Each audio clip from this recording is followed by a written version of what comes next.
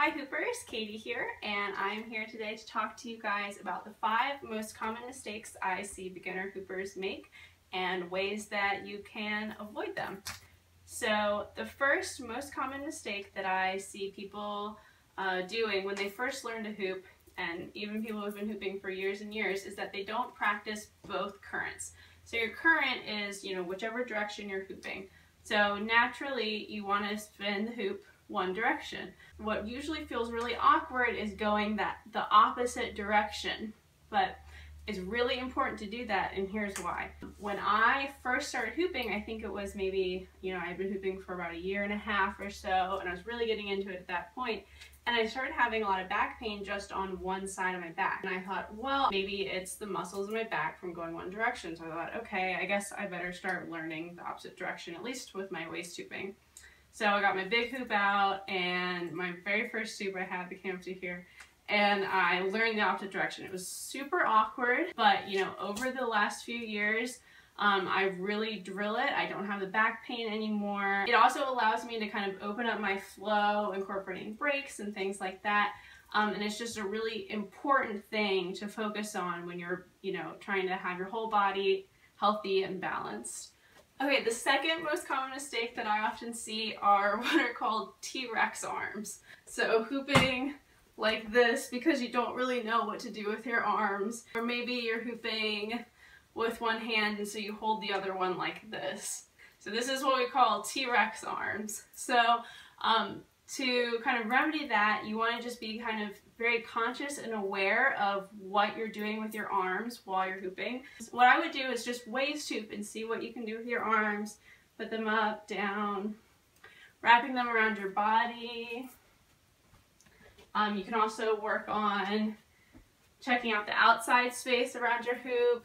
But really you just want to try and avoid that crinkle little T-Rex arm that we often do when we're trying to learn something or we're not thinking about it. One thing I often do is I'll have my hand straight out or put it behind my back even. This is another thing I do often.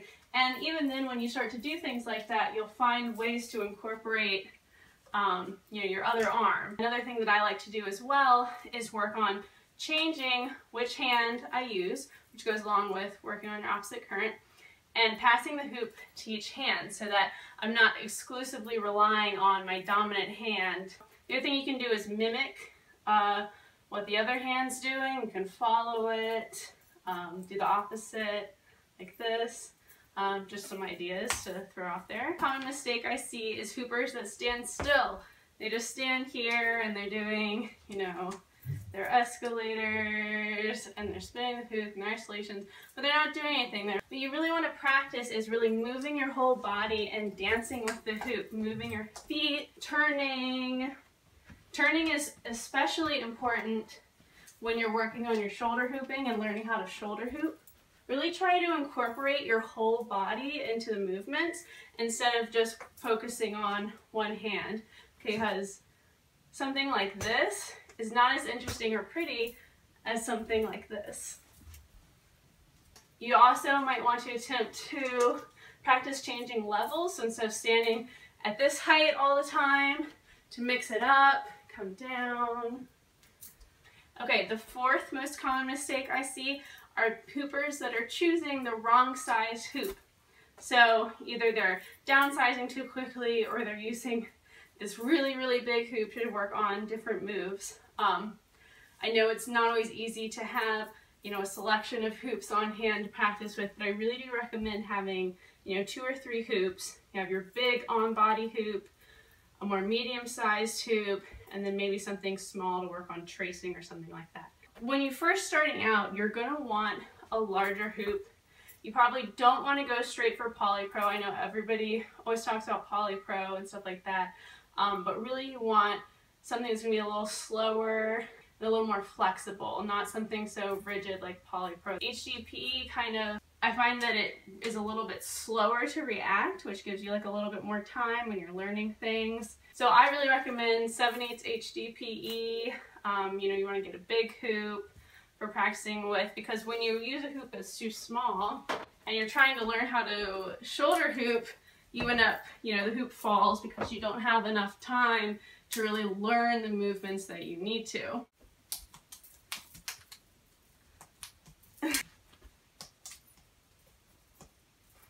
Last, biggest bad habit that I see hoopers develop is that they're afraid to film themselves, and so they don't ever do it. And what you're really missing out on is a chance to look at what you're doing from a different perspective, to see how you look, to see how you can improve, and things that you can do differently.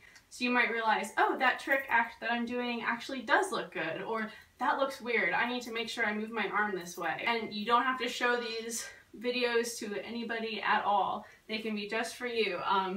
Quite often when I was first starting out, and I would set my little laptop webcam up to record for like 20 minutes, and I would just sit down and watch it whenever I had the time, and I would just look at it and be like, okay, that looks kind of weird, that looks good, oh, I got better at that by the end of it, stuff like that. You really, really, really do learn from that, and then you can just delete it. You don't even have to hold on to it. But I really recommend filming yourself just for the experience of, learning how you can improve.